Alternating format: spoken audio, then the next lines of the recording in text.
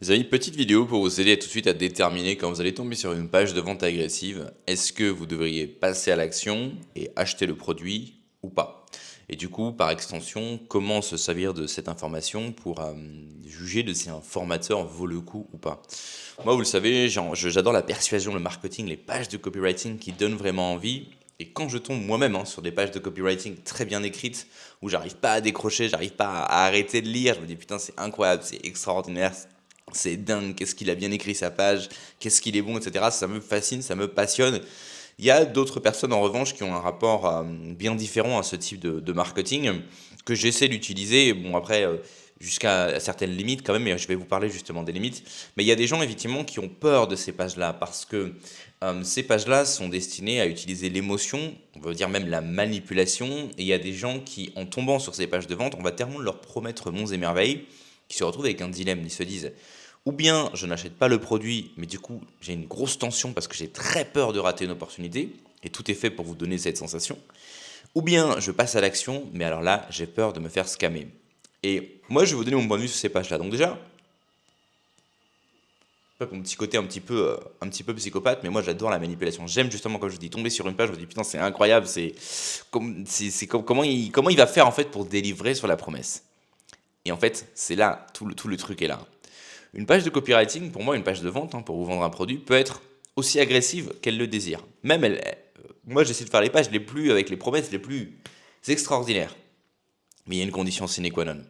C'est que 100% de ce qui est écrit sur la page, 100% des promesses que vous faites, doivent évidemment doivent arriver quand le client achète le produit. En particulier quand vous allez faire des promesses en termes de revenus et en termes de temps. D'accord. Euh, et les promesses en termes de revenus, en termes de temps, sont évidemment les plus puissantes, mais c'est aussi les promesses sur lesquelles il est le plus difficile de vraiment de délivrer de la valeur là-dessus. Moi, par exemple, je prends un exemple très simple. Sur mon business Airbnb, je vous dis business garanti et rentable en 30 jours. C'est une promesse qui est extrêmement agressive et beaucoup de gens font ces promesses-là sur Internet. Mais je pense que ceux qui sont vraiment capables de vous donner un business model qui est rentable en 30 jours, se compte quand même sur la doigt d'une main. Et je pense avoir le privilège de faire partie des rares formateurs à avoir réellement trouvé une méthode qui, euh, qui permet vraiment, si vous suivez la méthode, donc d'avoir un business rentable en 30 jours. Et pas, c'est pas rentable, genre, parce que, après je vais vous parler des techniques de manipulation que je ne supporte pas. C'est pas, ah, il y a un mec qui a réussi, en sachant qu'il y a un mec sur 100 qui a réussi. C'est vraiment, en moyenne, les gens qui suivent cette méthode peuvent, je le sais parce que je l'ai fait moi-même à plusieurs reprises, réussir à mettre un appartement sur le marché en 30 jours sans être propriétaire. Et effectivement, dès que vous allez mettre l'appartement sur le marché, c'est le fonctionnement d'Airbnb. En 24 heures, moi personnellement, j'ai eu ma première réservation, je l'ai eu en 3 heures. Réalistiquement, peut-être en 3 heures, peut-être en 12 heures, peut-être en 24 heures, vous aurez déjà des gens qui vont booker. Donc le business est déjà là. Euh, La raison pour laquelle je peux me permettre de faire cette promesse-là, encore une fois, c'est parce que je sais que ça fonctionne. Et comme j'ai dit, on sait tout de suite si c'est rentable ou pas. On sait tout de suite si c'est rentable ou pas. Ça, c'est aussi une petite clé importante. Mais les gens, c'est très important de savoir si quelque chose ne va pas fonctionner à l'avance. Comme ça, on perd pas son temps. Moi, je vous ai expliqué, pour moi, l'importance extrême, on doit se lancer dans des trucs où on sait que ça va être rentable à l'avance. Et Airbnb, on sait que ça va être rentable à l'avance parce qu'en quelques petits clics sur les logiciels dont je vous parle dans la formation, on sait directement, vous allez savoir dans votre rue où sont les Airbnb qui rapportent et à quoi ils ressemblent. Donc après, vous avez juste à faire la comparaison avec les appartements qui sont en location. Bon, le sujet de la vidéo n'est pas d'expliquer le business de l'arbitrage, c'est un business qui est très simple, un business qui est très efficace. Il y a aussi autre chose que moi je pense est très important quand on fait des promesses très agressives comme ça, c'est une garantie en béton. Donc une garantie pas sur les 15 prochains jours, mais une garantie, moi j'offre une garantie de 90 jours. Pourquoi? C'est fait exprès. Je vous promets que vous allez réussir en 30 jours. Et je vous donne 90 jours pour avoir pour demander un remboursement. Pourquoi? Parce que je sais qu'il y a des gens qui vont pas trop le temps, qui vont pas vraiment faire la méthode tout de suite, qui vont traîner, tu vois. Je leur donne pas 2 fois le temps de faire le programme. Je leur donne 3 fois plus de temps pour faire le programme.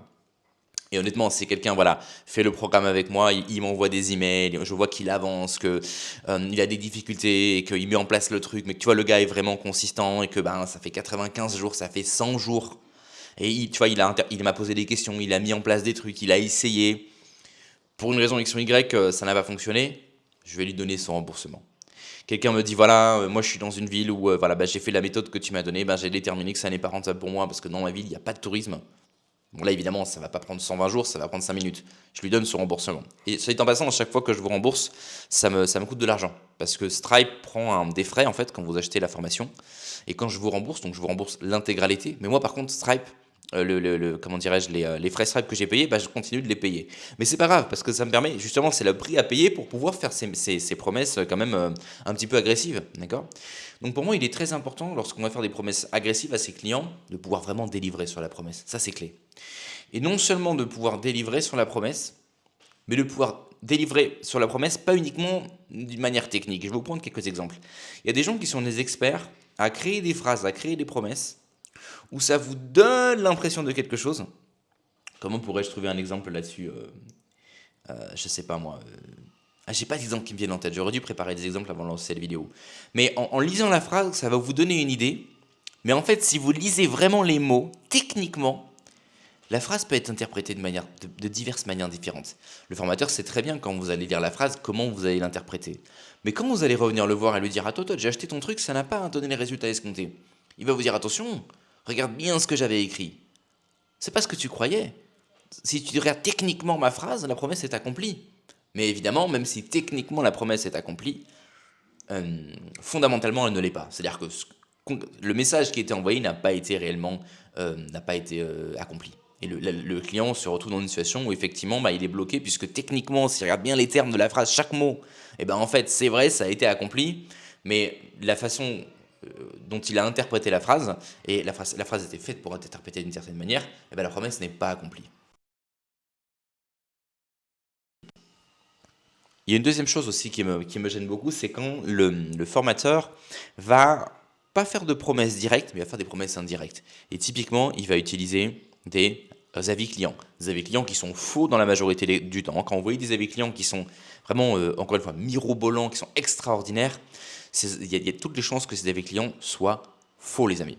J'en parlerai une autre fois sur une autre vidéo des avis clients, mais avoir de bons avis clients, c'est très très difficile parce que sur tous les gens qui achètent, eh bien les gens ne vont pas tous donner des avis clients. Sur ceux qui donnent des avis clients, il y en a qui vont les donner avant d'avoir accompli le processus dans son intégralité. Et même ceux qui auront accompli le processus dans leur intégralité, bah, sur 10 personnes qui ont accompli le processus d'intégralité, qui sont encore une minorité, mais il y a encore une minorité là-dessus qui vont donner un avis client. Et sur ceux qui vont donner un avis client, généralement, ils vont s'exprimer normalement comme des êtres humains normaux. Donc ils vont pas s'exprimer comme des marketeurs. Ils vont pas dire « Ouah, c'est un truc de dingue, ça a changé ma vie, machin ». Les gens, et les Français en particulier, n'ont pas ce mode d'expression-là, d'accord. Ils vont dire ça m'a aidé, ça a été utile, je la recommande, mais ils vont exprimer leur opinion d'une manière normale, sans avoir utilisé des termes grandiloquents. Donc ce que vont faire ces formateurs, c'est qu'ils vont vous mettre une panoplie d'avis clients, entre guillemets, avec des résultats extraordinaires. Le mec, en 30 jours, il a fait 120 000 euros, quoi, tu vois. Mais ils vont vous dire attention, ce ne sont pas des promesses, c'est juste des témoignages. De telle manière que si vous achetez la formation, que vous avez 0 € de résultat, et évidemment quand les promesses sont généralement ultra agressives, malheureusement dans la majorité des cas, bah, en fait c'est du vide, hein, eh bien vous allez revenir voir le gars, vous allez dire bah voilà, moi j'ai acheté ton truc, voilà, j'ai regardé tes avis clients, c'est les mecs qui font tous des sommes mirobolantes en quelques jours, en quelques semaines, en maximum un mois, ils avaient déjà des résultats extraordinaires, tes clients, moi j'ai aucun résultat. Et là, le formateur va faire deux choses. Déjà, très souvent, bon, déjà, ça c'est dans le cas où il vous répond, parce que souvent vous allez être ghosté, souvent ce sont ses assistants qui vont vous répondre. Vous allez complètement, il s'en fout complètement, parce qu'en fait, eux, ce qu'ils font, c'est du one shot. Je vais en parler d'ici quelques instants. Mais en gros, la réponse, ça va être quoi? Ça va être c'est ta faute, tu n'as pas assez bien travaillé, et les avis clients que tu vois sur la page ne sont pas des promesses de vente. À aucun moment on t'a promis que tu allais avoir ces résultats-là. Et techniquement, c'est vrai. À aucun moment on ne vous a promis que vous auriez les résultats en question. Sauf qu'on vous a quand même mis 50 avis clients où tous les mecs avaient des résultats de dingue. Et ça, c'est ce que j'appelle une promesse implicite. C'est-à-dire, certes, on n'a pas promis techniquement que vous allez avoir ces résultats-là, mais on a quand même fortement impliqué, sous-entendu, que vous obtiendrez ces résultats. Et vous voyez, en fait, vous comprenez le modus operandi de ces formateurs. Ce sont des gens qui sont là pour se protéger eux-mêmes. Mais les amis, quand on est dans une démarche où on va vouloir vendre des produits qui vont réellement aider un client, on n'est pas tout le temps en train de se réfléchir à se protéger. Se protéger de quoi? Pourquoi ces gens sont-ils toujours en train de chercher à créer leur offre de manière à se protéger? Parce qu'ils savent pertinemment que ça va backfire. Parce qu'ils savent pertinemment que sur 10 personnes qui achètent leurs produits, il y en a 8 qui vont gueuler. Parce qu'ils savent que c'est de la merde ce qu'ils vendent. Donc il y en a 8 qui vont gueuler. Donc ils sont toujours ils sont dans des créations de processus où ils vont se protéger. Comment je monte un truc de manière à ce que ce soit légal, de manière à ce que je puisse persuader la personne, mais quand la personne va acheter mon truc et qu'elle va bien se faire niquer, elle ne pourra pas se retourner. Parce que j'ai bien créé mon offre de manière à ce qu'il n'y ait pas, certains mots-clés que je n'ai pas le droit d'utiliser. Certaines promesses que j'ai faites de manière implicite.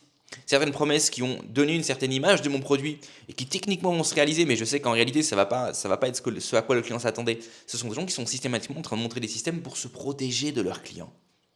Ce sont des formateurs qui sont à fuir, les amis. N'allez pas travailler avec un formateur qui cherche à se protéger de ses clients. Mais vous imaginez créer un service pour des clients, promettre la lune à vos clients, c'est-à-dire manipuler le client. Le gars, c'est peut-être quelqu'un qui va faire des efforts. Il y en a qui vont faire des prêts pour acheter des formations. Le mec, il est au fond du trou. Vous allez lui prendre le presser, lui prendre les derniers euros qu'il a. Quand il a fini d'acheter votre produit, il est encore plus au fond. Maintenant, il a un prêt à la consommation. Automatiquement, il gueule, il revient vers vous. Et là, les boucliers se lèvent. La protection se met en place. Vous voyez ? C'est quand même incroyable. C'est diabolique, c'est criminel. C'est vraiment des sous-hommes, les mecs qui font ça. Et souvent, ce qu'ils font, ils trouvent un moyen de le faire de manière légale. Et ils font du one-shot. Alors, ce que j'appelle du one-shot, c'est pour ça, en fait, qu'ils vont vendre des produits très chers avec beaucoup de persuasion et beaucoup de protection. Parce qu'ils savent très bien qu'une fois que vous aurez acheté une fois, vous n'achèterez pas deux fois, puisque vous êtes bien fait niquer la première fois. Et c'est ça leur business model. Et c'est pourquoi ils sont toujours en train, si vous voulez, de faire de la pub très agressive, de faire la tournée des podcasts, de chercher en fait à avoir une audience qui va devoir être toujours plus grande. Parce qu'ils savent que une fois qu'un client est rentré dans leur tunnel de vente, une fois que leur client a acheté quelque chose une fois, il n'achètera pas une deuxième fois. Ils sont pas sur la création d'une relation long terme avec leur clientèle. Ça, c'est un copywriter américain qui parlait de ça. Comment s'appelait-il ? C'était pas Sugarman, c'était Gary Albert. Et Gary Albert, c'était un mec qui faisait donc un des darons du copywriting, du direct mail. Il expliquait la chose suivante. Il disait voilà, lorsqu'une personne va faire une publicité, il appelle une publicité, il avait donné un nom à ça générique. Grosso modo, la personne va dire voilà, j'ai 200 Rolls-Royce, j'ai 50 maisons, je suis devenu très riche, avant j'étais dans la merde, maintenant je suis très riche. Et c'est que basé là-dessus la pub en fait. On ne comprend pas exactement la méthode, mais grosso modo, c'est j'étais nul, j'avais pas d'argent, j'ai découvert ce petit bijou et maintenant j'ai 300 Rolls-Royce. Il disait quand les gens font ce type de publicité, eh bien en moyenne, la publicité va convertir 3 à 5 fois plus que ses publicités à lui. Lui qui est un expert du copywriting, ces publicités-là, basées uniquement sur le show-off, sur le bling-bling, vont convertir 3 à 5 fois plus que ses pubs à lui, alors que lui-même est un expert du copywriting. Mais il explique la chose suivante. Lui, quand il fait des publicités, ça va être des publicités qui vont être très spécifiques, qui vont parler d'une méthode de manière très spécifique, qui vont parler à une audience très spécifique. Et une audience vraiment précise, avec les points de douleur spécifiques, etc. On va créer un produit qui soit tailored, qui soit customisé pour une audience en particulier. Et effectivement, c'est un produit avec de la valeur, avec une vraie méthodologie. Comme c'est spécifique, comme c'est technique, il y a des taux de conversion qui sont plus faibles. Mais il expliquait la chose suivante. Quand lui, un client achète un de ses produits, c'est le début d'une relation business. Parce que le client, il va acheter le produit, il va être satisfait, il va acheter un autre produit, il va être satisfait, il va acheter un autre produit, il va être satisfait. Quand donc, lui, avec ses publicités, il expliquait que le client achète un produit une première fois, c'est le début d'une relation business. Alors que les marketeurs qui vous montrent les Rolls-Royce, les Lamborghini, qui font du bling-bling, qui font des promesses ultra agressives sans être en capacité de délivrer sur ces promesses, quand le client achète, c'est la fin de la relation business. Parce que le client n'achètera jamais une deuxième fois. Voilà ce que je voulais vous dire, les amis. Quand vous allez faire des pages de copywriting, assurez-vous que chacune des promesses que vous allez faire puisse être délivrée. Moi, par exemple, je vous fais des promesses assez agressives quand même. Sur ma page avec Airbnb, comme je vous dis, rentable en 30 jours. Alors, c'est vrai, si vous appliquez les conseils, vous faites l'étude de marché, vous faites tout comme il faut, et ça, je vous l'explique dès le premier module de la formation, vous allez avoir un appartement sur le marché rentable en 30 jours.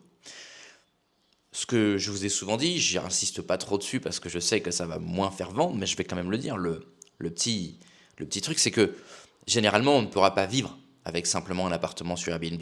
D'accord ? Il sera rentable, ça veut dire que vos revenus seront supérieurs à vos sorties d'argent, c'est-à-dire que le loyer, la femme de ménage, les frais Airbnb, le prix du photographe, les prix de l'aménagement de l'appartement, etc., seront inférieurs aux revenus, donc vous allez dégager une marge sur laquelle ensuite il faudra encore payer des impôts. Donc effectivement, vous allez être rentable, vous serez dans le vert. Ce sera sans doute un bon complément de revenus, mais avec simplement un appartement, sans doute vous allez devoir continuer à travailler. Sauf pour les cas très exceptionnels, des gens qui arrivent sur le marché avec de très gros capitaux de départ, qui vont mettre 10 appartements directement sur le marché, ou qui sont dans des endroits par exemple touristiques où ils vont mettre des maisons directement, ça se fait beaucoup aux États-Unis, ils vont mettre 1 ou 2 maisons sur le marché, et alors là c'est des milliers d'euros qui sont générés chaque mois avec un seul bien. Effectivement on peut rapidement atteindre la liberté financière. Mais le but moi de cette formation c'est d'aider les gens qui n'ont pas beaucoup de capitaux de départ. C'est pour ça que je vous dis, très peu de capitaux de départ, il faudra quand même un petit peu d'argent. Pas besoin de faire de prêt parce que je m'adresse à des gens justement qui n'ont pas d'argent. C'est toute l'idée de ce business model. Vous n'avez pas d'argent et vous voulez un truc qui marche tout de suite avec certitude. C'est quand même une promesse très agressive et moi-même j'ai mis beaucoup de temps à trouver ce business model. Mais vous pouvez vous lancer là-dedans. Mais si vous avez des capitaux de départ faibles, au début vous allez mettre un appartement qui sera un salon, une chambre ou un studio. Maximum un salon, 2 chambres. Vous voyez ce que je veux dire? Et avec ça, vous allez avoir effectivement des premiers compléments de revenus. Une rentabilité qui sera infiniment supérieure évidemment aux investissements classiques parce que ce n'est pas de l'investissement, c'est un business que je vous apprends à automatiser, mais ça reste un business. Mais vous ne pourrez pas en vivre, ce sera un complément de revenus. D'ailleurs, vous serez encouragé à économiser les revenus de ce premier appartement pour ensuite en mettre un deuxième, pour ensuite en mettre un troisième. Et c'est uniquement au bout d'un certain temps, quand vous en aurez plusieurs, que là, vous allez pouvoir générer suffisamment de revenus pour pouvoir quitter votre emploi. Ça ne va pas se faire effectivement en 30 jours. Vous serez rentable, mais vous ne serez pas rentier. L'inverse de ça, par exemple, c'est... enfin, c'est pas l'inverse, c'est un business model différent, c'est ma méthode cash. La méthode cash, c'est pour les gens qui veulent se lancer en ligne. Beaucoup d'entre vous voulez vous lancer en ligne et vous avez parfaitement raison. Mais moi, je m'adresse à une audience qui veut se lancer en ligne, mais ce sont des monsieur et madame tout le monde. J'ai pas de mode de vie particulier, j'ai pas de choses ultra intéressantes à montrer. Voilà, j'ai pas beaucoup de temps. Beaucoup de gens, et moi le premier, vous n'avez pas beaucoup de temps parce que vous avez des responsabilités, parce que vous avez peut-être une vie de famille. Ou bien j'ai pas d'argent, ou bien j'en ai, mais je garde cet argent en cas de coup dur, je garde cet argent pour ma retraite, je garde cet argent pour les études de mes enfants, je garde cet argent pour faire un apport dans l'immobilier, et j'ai pas envie de mettre cet argent en risque pour monter, pour me lancer dans un business de création de contenu avec qui demanderait un gros investissement initial.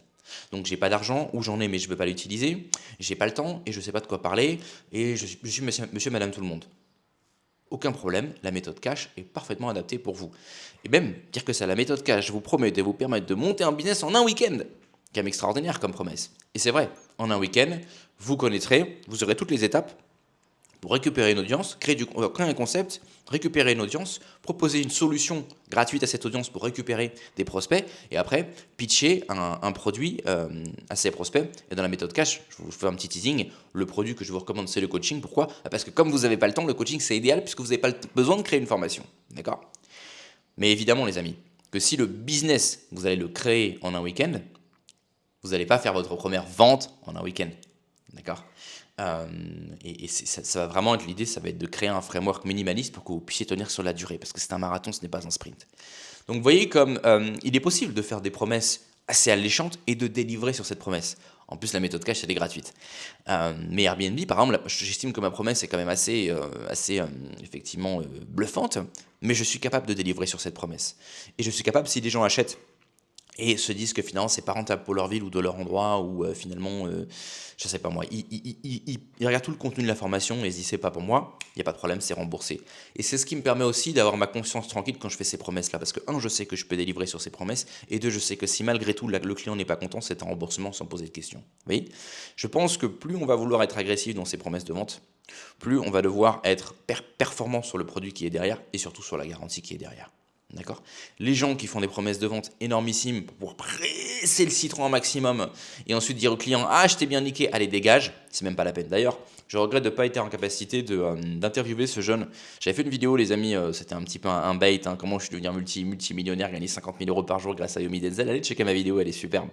Et il y a un mec qui m'a dit qu'il avait été closer pour Yomi Denzel. Et je l'ai contacté sur Instagram, mais malheureusement je l'ai contacté des mois plus tard mais je crois que on n'a pas pu se mettre en relation, mais il m'avait dit voilà qu'il avait été closer pour Yomi Denzel, et il m'expliquait que vous pouvez aller voir, c'est encore dans la section commentaires, son commentaire est toujours là. Il expliquait que en tant que closer, là, il était en train de presser des étudiants, des mecs qui avaient rien en fait, tu vois. C'était ça le public de Yomi Denzel. C'est pas des hommes d'affaires, c'est pas des mecs qui sont, c'est des jeunes, et les jeunes malheureusement, contrairement à ce qu'on montre sur internet, l'extraordinaire majorité des jeunes n'ont pas de thunes. Ils n'ont pas de thunes, donc ou bien ils vont voler la carte bleue de papa et maman, ou bien ils vont les faire un prêt, ou bien ils vont dire à papa, est-ce que tu peux me donner 3 000 euros pour acheter une voiture? Derrière, ils achètent la formation de Yomi Denzel. Et derrière, le but du closer, justement, ça va être de bullshiter le mec le plus possible, d'accord? Pour le presser à fond la caisse, lui prendre tout son oseille. Une fois qu'il a acheté, les résultats ne sont pas là, c'est trop tard, il ne peut plus se retourner. De toute façon, le mec est à Dubaï et on lui dira on t'a jamais promis que tu gagnerais des milliers et des cents, même si implicitement c'est quand même ce qu'on lui a promis. Et après, bon voilà, on l'a essoré, on l'a épongé, il dégage. D'accord? Et ensuite, voilà, ensuite c'est le suivant, au suivant, au suivant, au suivant. Et tous les ans, il y a de nouveaux jeunes qui arrivent sur le marché. Ce sont ceux qui passent le plus de temps sur Internet. Et en plus, comme ils sont jeunes, ils n'ont pas d'expérience de la vie, on peut leur raconter n'importe quoi. Et c'est ça le business model. C'est un business model qui est dégueulasse, mais bon, bref. Voilà les amis, donc c'était mon petit takeaway sur les pages de vente. Si vous vous lancez vous-même sur Internet, et il y a plusieurs façons de faire. Il y a des gens maintenant qui sont dégoûtés du copywriting parce que ça prend la tête quand même de faire des pages comme ça et qui veulent vendre de manière très simple en disant simplement voilà mon produit, voilà ce qu'il y a dedans, tu le veux, tu le prends, tu veux pas, tu dégages. C'est aussi une façon de faire, vous pouvez vous lancer là-dedans également. De toute façon, le copywriting va vous aider à améliorer votre taux de conversion, mais fondamentalement, ce qui va faire votre performance, c'est votre capacité à tenir sur la durée et à créer une vraie relation avec votre audience. Donc ça, il faut bien le garder en tête. Mais si vous êtes passionné par le marketing, vous êtes passionné par le copywriting, n'ayez jamais honte de faire des pages de vente agressives à condition de vous assurer que le client soit toujours 100% satisfait ou remboursé. Et moi, c'est ma politique sur cette chaîne, comme vous le savez. Et d'ailleurs, en parlant de ça, petit moment pub, ne quittez surtout pas la vidéo. Pour ceux d'entre vous qui voulaient un business, donc, comme vous l'avez compris, qui apporte des résultats, tout de suite, c'est l'arbitrage Airbnb. Vous avez un guide gratuit qui vous explique les bases. Et pour ceux qui voulaient vraiment que je vous montre chaque micro-étape en vous tenant par la main, vous avez la formation payante. Et pour ceux d'entre vous qui vous dites non, moi ce que je veux, c'est me lancer en ligne, je veux devenir formateur sur Internet ou partager ma passion sur Internet ou en fait faire du personal branding, allez jeter un coup d'œil à la méthode cash. Vous n'avez pas besoin d'avoir du temps, vous n'avez pas besoin d'avoir d'argent, vous n'avez pas besoin d'avoir d'expertise particulière. Vous avez un vécu, vous avez l'expérience, vous avez un avis. Et ben ça suffit pour faire du personal branding. Par contre, il va falloir tenir sur la durée. Et pour ceux d'entre eux, évidemment, qui voulaient, la raison pour laquelle vous voulez monter des business, c'est devenir libre, de vous expatrier ou de voyager de par le monde. Vous avez 50 pays d'expatriation à trier en fonction de cette facteur clé. Également, à accéder gratuitement en description. Et encore, dernière annonce, pour ceux d'entre vous qui voulaient qu'on étudie votre projet ensemble, qu'on crée un plan d'action actionnable, mesurable, traquable, réaliste, avec vraiment des actions clés à mener chaque jour, avec des métriques à vérifier, avec vraiment pour vous donner un maximum de clarté et de stratégie pour démarrer dans votre projet, que ce soit un projet d'expatriation, que ce soit un projet business en ligne ou hors ligne. Vous pouvez réserver des sessions de coaching au niveau des entretiens avec l'empereur. Le lien est également en description. Et si vous hésitez, vous ne savez pas si ça vous apporte de la valeur, envoyez-moi un email. C'est alex@empreurdigital.com ou bien mettez un commentaire tout simplement et je me ferai un plaisir d'y répondre. On like, on s'abonne, on met des commentaires les amis. Je vous retrouve demain pour un nouvel épisode sur Empereur Digital. Passez une très bonne journée. Ciao.